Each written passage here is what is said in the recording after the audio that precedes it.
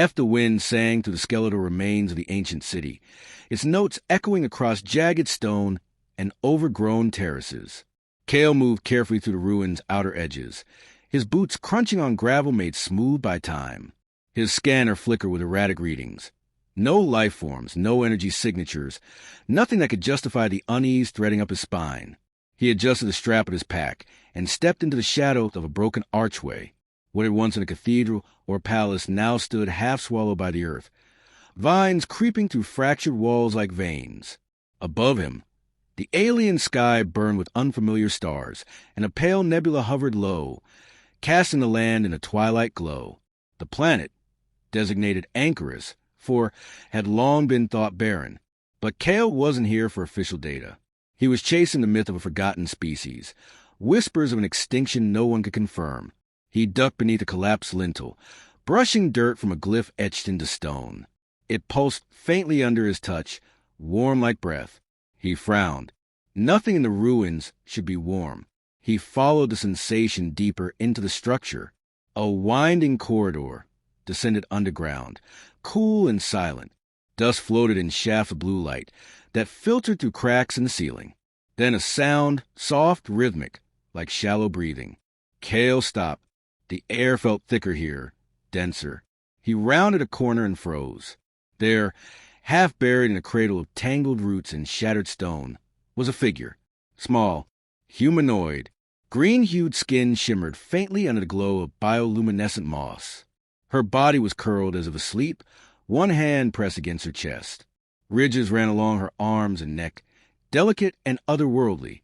Her face was peaceful, but wrong in ways that made Cale's instincts clash with awe. She wasn't human, but she wasn't a monster either. Cautiously, he stepped forward. His scanner buzzed to life, blipping erratically. The girl's vitals were weak but stable. She was alive. He crouched, heart pounding, unsure what to say to a creature like this. Did she understand language? Had she been hiding here or imprisoned? "Hey!" he said softly, voice barely louder than the breath between them. "Can you hear me?" Her eyelids fluttered. Eyes like polished stone opened, iridescent and searching.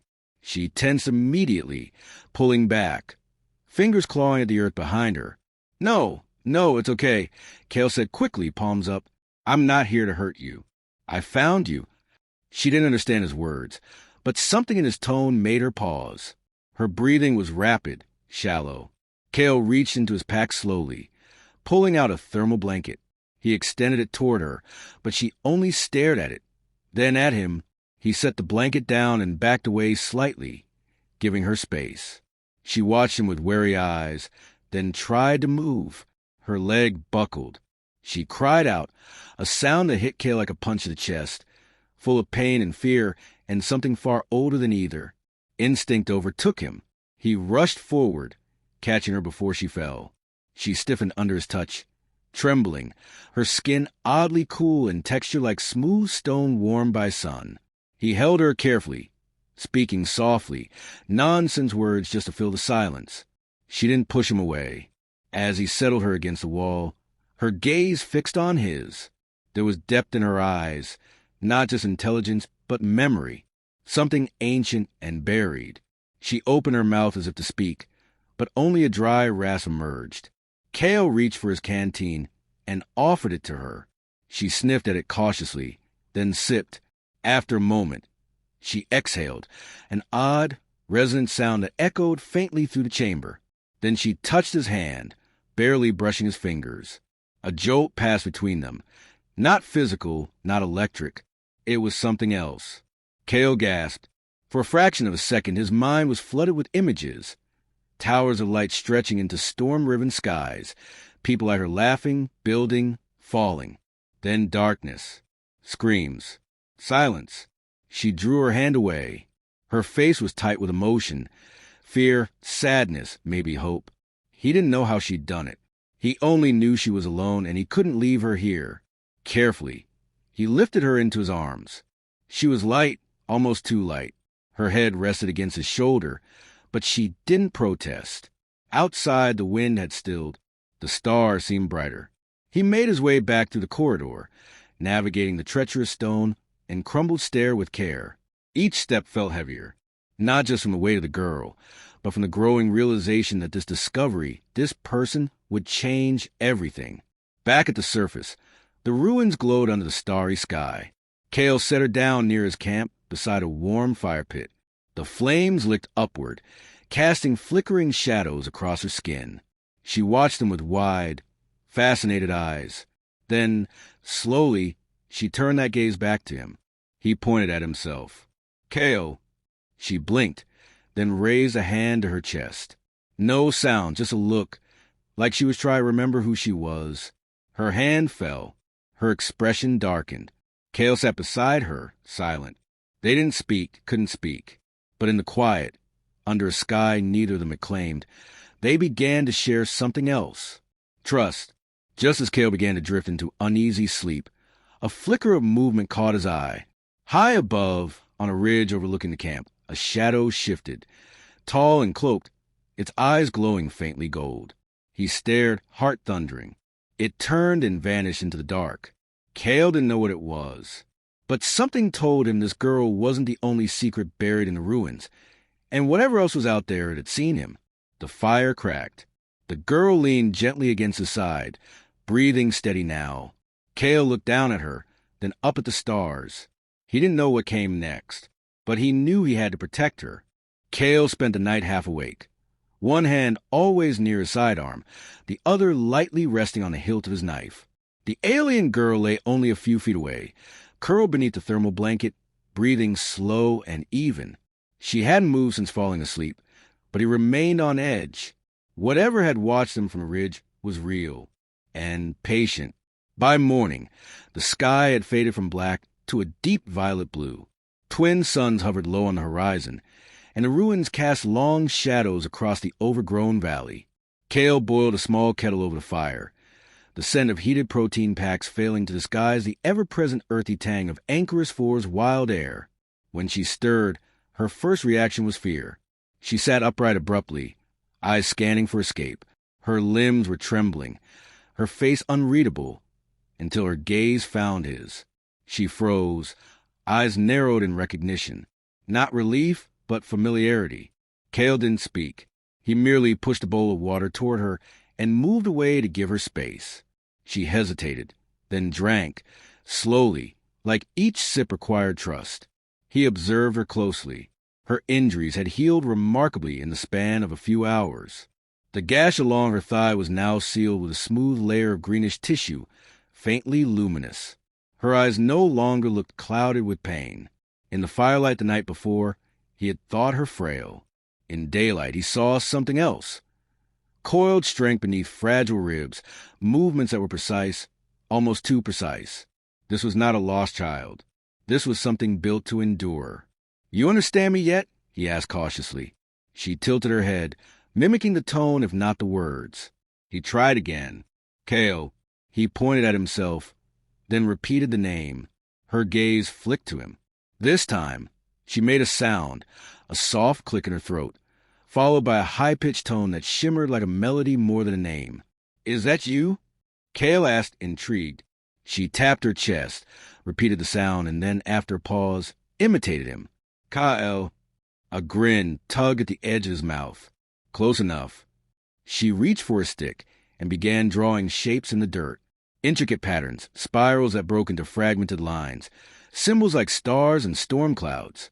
She worked quickly, intensely, as if trying to tell a story in the only way she could. He knelt beside her, watching. The symbols didn't match any known language, but as she circled some shapes and crossed out others, the meaning began to unfold in gestures and expression. There had been others like her, many, a city, a people, then something else, dark figures, ships descending, and fire. She drew tall shapes with glowing eyes. Not human, not like him. She wiped a swath of dirt clean and placed a hand flat on it. Her expression changed. She closed her eyes. Kale felt again. Images flooded his mind, sharpened before. A vast civilization built from crystal and stone, soaring towers tethered to the sky. People, her people, laughing, soaring, touching minds instead of speaking. And then war. Not chaos, but annihilation. Something had come hunting. and it had won. When he blinked, she had withdrawn her hand. Her eyes were wet. She didn't cry, but the grief clung to her like fog. She sat very still. He wanted to ask her more, who had attacked, why she had survived, but another question burned harder. Why me? He asked quietly. Why show me this? She reached out and touched his forehead lightly, just 2 fingers against his skin.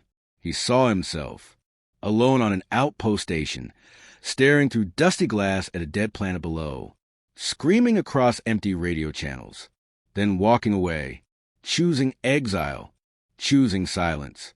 She saw his shame. Cale pulled back slightly, stunned. You read me, he whispered. You saw... She nodded, expression softening. He swallowed, ashamed, though he wasn't sure why. You think I can help you? She didn't answer, but she didn't deny it either. A crackle split the silence. Cale stood immediately, his pistol in hand. His communicator, long silent, flashed. A signal. Weak, almost hidden. He scanned the ridge, heart pounding. Someone's looking for us, he murmured. She was already on her feet. He hadn't seen her move. Her body shifted with a grace that wasn't natural, but not inhuman either. She pointed toward the deeper ruins, then toward the mountains beyond. You want to leave? He asked. She repeated the motion, then gestured to herself, then to him. Then she knelt and drew another shape in the dirt, a dark tower surrounded by spears of light. A place, a sanctuary, or a prison. I need to know what we're walking into, he said, more to himself than to her. If someone's tracking us. Another motion from her hand. 2 fingers in a spiral, then a slash. Danger. She knew. She was running from something, still running. Cale looked to the ruins behind them. He could stay. Report this. Signal for help. But help would mean questions. Containment. Dissection. And she knew it. So, did he? I won't turn you in, he said. You have my word. She watched him closely, weighing something in her mind. Then, for the first time, she offered her hand. Cale hesitated for only a moment, then took it. They packed quickly. The alien girl, whose name he still couldn't say, moved like a shadow, her wounds already forgotten. She kept her senses tuned to every shift in the wind, every sound.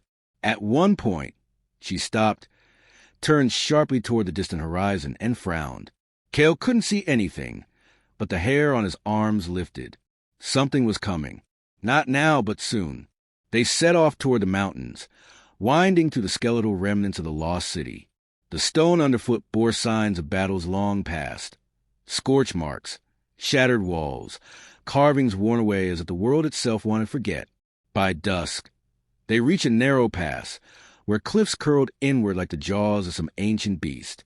The alien girl paused, touching a symbol on the rock. It flared faintly, just for an instant. A hidden path revealed itself. Cale looked at her in wonder. How much of this place do you remember? She didn't answer, but her hand slid into his again.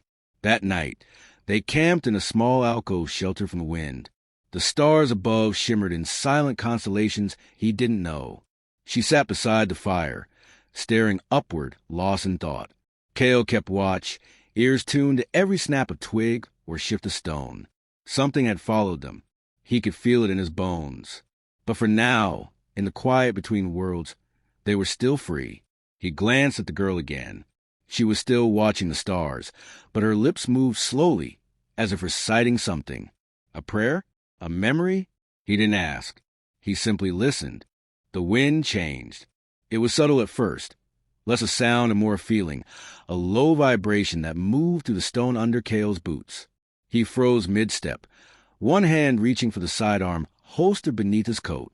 Beside him, the alien girl had already turned, posture rigid, eyes narrowed at the distant ridgeline. They weren't alone. They had made good time to the mountain path, moving quickly and silently, Cale trusting the girl's instincts more than his own. She had led them through crumbling tunnels and narrow crevices, always with a strange certainty. But now, in the wide-open gorge where the stars bled down into the earth, that certainty seemed to falter. A shape emerged on a ridge tall, cloaked in darkness, its glowing eyes faint but unmistakable. The figure did not move, but Cale felt its gaze like a weight pressing against his chest. She stepped in front of him, one hand raised, not in defense, but in warning. Her other hand rested lightly against the stone wall, fingertips glowing faintly where they touched the surface. A pulse traveled outward, into the ground, vanishing. "What is it?" Cale whispered. She didn't answer. Instead, she pressed something into his hand, a small, crystal-like shard, smooth and cool to the touch. It shimmered with an inner light that made his skin prickle. "Is this a key?" he guessed. She nodded once. Then her gaze returned to figure. When Cale looked again, it was gone. They moved faster after that, no longer cautious. Urgency pushed them. The passage narrowed into a tunnel carved with ancient reliefs, depictions of beings like her, hands raised to the stars, surrounded by swirling halos of power. Cale recognized some of the symbols from her drawings. This place had been hers. Maybe it still was. As they emerged into a chamber open to the sky, Cale stopped short. A massive stone obelisk rose from the center, surrounded by concentric rings of cracked tile. The girl approached it slowly, reverently. Her hand met the surface, and the stone pulsed beneath her touch. Light spilled from the base, tracing along the floor in delicate lines, like veins reawakening. The ground shook. Cale stepped back, heart hammering. The obelisk shifted, revealing a stair spiraling downward. Darkness waited below. "Are you sure about this?" he asked. She didn't respond. She only descended. Cale followed. The air grew colder as they went. Ancient machinery groaned to life, lights flickering on as they passed. The corridor opened into a vast subterranean chamber, walls lined with dormant consoles, and in the center, a platform that looked more organic than engineered. Tendrils of light curled across its surface, like roots seeking connection. The girl stepped onto the platform. As she did, her body stiffened. Light flared, coursing through her veins. Her eyes closed, lips parting as if whispering something unheard. Cale moved forward instinctively, unsure whether to stop her or protect her. Then a voice spoke. Not hers. Not his. Designation, Saphira 9. Neural integrity. Fractured. Biocore intact. Awaiting input. Cale stared. The voice came from nowhere, from everywhere. It was deep, cold, mechanical. She opened her eyes, and they were different, brighter, distant. "Saphira," he murmured. She looked at him, confusion flickering. Then pain. Unauthorized presence detected. Cale backed up as the walls came alive. Figures unfolded from alcoves, metallic, humanoid, but empty-eyed. Guardians. Sentinels. "Wait," he said, holding up the shard. "She gave this to me?" The closest sentinel paused. Then, in a chorus of clicks, all of them retracted their weapons. The platform dimmed. Saphira, if that was her name, collapsed to her knees, shaking. Cale rushed to her side, catching her before she hit the ground. "Hey, you're okay. I've got you." Her body trembled with exertion. The connection had taken something from her. "I saw it," she whispered, voice thin and halting. "I remembered everything." He helped her sit, brushing her hair from her face. "What did you see?" "They didn't just destroy us," she said.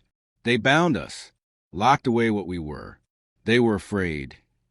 Cale sat beside her, trying to piece together the implications. "That obelisk, it's more than a beacon," she said. "It's a vault, a seal. My kind put our knowledge, our essence in here, to keep it from falling into the wrong hands. And now," Cale asked, her eyes lifted to his, solemn, "now they've come back for it." A low tremor passed through the floor. The sentinels turned as one toward the stair. Cale stood, weapon ready. But it wasn't the sentinels that moved. From above, something heavy approached, something fast. The hunter had returned. A blast tore through the stairwell. Dust rained down. The cloaked figure stepped through the smoke, taller than Cale remembered, armor gleaming with otherworldly sheen. Its eyes locked on Saphira, and it raised one hand. Cale fired. The bolt struck the figure in the shoulder and sparked harmlessly off. Saphira rose beside him, her face impassive. "No," she said, stepping forward. The hunter froze, watching her. "You are not my jailer," she said, and her voice was layered, her own and something older, deeper. I remember you. The air thickened. The shard Kale held grew warm. Saphira raised her hands. Light swirled around her fingers, dancing through the chamber. The sentinels did not move. They watched, waiting. You want this power, she told the hunter, but you fear what I am. You buried us in darkness. You thought we'd forget. The hunter advanced. Saphira took a breath and stepped into the light of the platform. Then remember this. She placed her palm on the central node. A surge of energy cracked through the chamber like a storm. The hunter staggered. Its cloak flared wide, revealing more of its form, part machine, part flesh, warped and remade. It snarled in a voice not meant for air. Kale pulled Saphira back. The light faded. The hunter looked at them both, then turned and fled, its form melting into shadow, retreating into the smoke. Silence followed. Saphira collapsed again, and Kale caught her. That was close, he muttered. She opened her eyes slowly. He'll come again. He's just the first. Kale looked down at the glowing shard in his palm, then at her. What do we do now? Saphira took the shard and pressed it back into his hand. Her fingers closed around his. We wake the others. The chamber beneath the obelisk felt different now. No longer a vault of forgotten power, but a heart slowly stirring after millennia of silence. The tendrils of light that once flickered like cautious breath now coursed along the walls with purpose. The sentinels stood motionless, not as enemies, but as watchers. They were waiting. Kale tightened his grip on the shard. Its glow pulsed gently in his palm, reacting to his heartbeat, or maybe to hers. Saphira rested beside him. Pale and exhausted, the faint shimmer of her skin dimmed. Her body bore no visible wounds, yet she looked spent, like a flame that had nearly gone out. He knelt beside her. You shouldn't have used that much power. Her gaze drifted toward him, unfocused but aware. I had to. He would have taken everything. Again. Kale didn't argue. He had seen what the hunter could do, and though Saphira had repelled him, for now, it was clear the danger was far from over. Whatever the hunter had come for wasn't just her. It was them, the lost, the sealed, the still sleeping. I thought they destroyed you all, he said softly. They tried. Her voice trembled, but we buried ourselves deeper than they expected. Not just our memories, our essence. We became echoes in the machines, in stone, in light. And now you want to wake the others. Kale said, Are they like you? She gave a faint smile. No one is like me anymore. He looked away. That loneliness clung to her like shadow, so old, so immense. And yet she hadn't broken under it. The obelisk behind them began to hum again. Light radiated upward, forming shifting patterns that Kale couldn't read. Saphira stirred, rising slowly to her feet, her body barely steady. She placed her hand on the side of the platform. It responded immediately. A new voice, softer this time, echoed from the walls. Node 2, accessible. Dormant fragments located, awaiting command. Kale watched as concentric rings of stone retracted to reveal a hidden console, alien in form but surprisingly intuitive. Symbols lit up in sequence, forming a path that led from their chamber toward the distant mountains. It's showing us where they are, Saphira said. The others, or what's left of them. Kale didn't move. Are you strong enough to do this? She didn't answer right away. Then, I have to be. The moment shattered with a low, mechanical whine. Kale turned, gun already drawn. The sentinels hadn't moved, but he wasn't looking at them. The stairs. Footsteps echoed. This time, not one, 3 figures emerged. Cloaked, armored like the hunter, but sleeker, less brute force and more calculated menace. Their faces were hidden behind curved visors that shifted colors as they moved. Saphira stepped forward, her voice calm. You don't belong here. One of them spoke, filtered through a modulator. Neither do you. The archive is not yours to awaken. Kale moved beside her, standing between her and the intruders. She is the archive. A pause, then a low homostatic. That's why we're here. Without warning, one raised a weapon, a thin, glowing blade that hummed as it extended. Kale fired first. The shot struck the assailant in the shoulder, staggering him. The others advanced, fast and fluid. Saphira moved like light, one palm raised, a shield flaring in front of them. The energy blade hit the barrier and splintered with a sharp crack. Kale ducked, rolling to the side, his second shot hitting the second figure in the leg. Saphira moved with inhuman grace, thrusting her hand outward. Light erupted from her palm and knocked all three backward in a burst of kinetic force. The chamber shook. Dust cascaded from the ceiling. Saphira swayed, the glow in her eyes flickering like a candle in wind. Kale caught her as she stumbled. "You can't keep doing this," he said. "I have to," she whispered. "They'll never stop." The attackers stirred, groaning, retreating through the passage, their movements disoriented. Kale didn't chase them. He knew they would return. With more. Saphira straightened slowly, her expression grim. The vault was meant to hide us, not fight wars. Kale looked at her. "You're not a weapon, Saphira." "No," she said, "but they'll treat me like one, unless I choose who I become." He wanted to say something, anything to reassure her, but the truth was heavy. Every step she took toward reviving her people brought them closer to the edge of something vast and dangerous, power that could protect or destroy. "We don't have time," she said. "The path is open. We have to move." They followed the newly illuminated tunnel, the walls marked with glowing veins that pulsed beneath their feet. As they walked, Kale noticed something, her posture shifting, more composed, not colder, but more certain, as though the girl he'd found in the ruins was no longer emerging, but already returned. At the tunnel's end, a lift waited, a hovering disk of stone and light. Saphira stepped onto it and gestured for him to follow. The platform rose, swift and silent, lifting them into a new chamber, a chamber filled with pods. Hundreds, each one dimly lit, opaque, humming with soft, rhythmic sound. Kale felt the air shift. This was sacred ground. Saphira approached the nearest pod and laid a hand against it. "She's still here," she whispered. "Lena, my sister." Kale's breath caught. "You remember her?" "Everything." Silence passed between them. Then a console lit beside the pod, showing fragmented data, vital signs, memory integrity, incomplete neural threads. "She's not whole," Saphira said, her voice barely audible. "Can you bring her back?" "I can try." Her hand hovered above the activation glyph. Kale placed his hand gently over hers. "Whatever happens next," he said, "you're not alone anymore." She looked at him, and for a moment the light in her eyes softened. Then she pressed a glyph. The pod hissed, light flooding through it. Somewhere far above, in the sky Kale could not yet see, a new star flickered into being, and the world began to wake.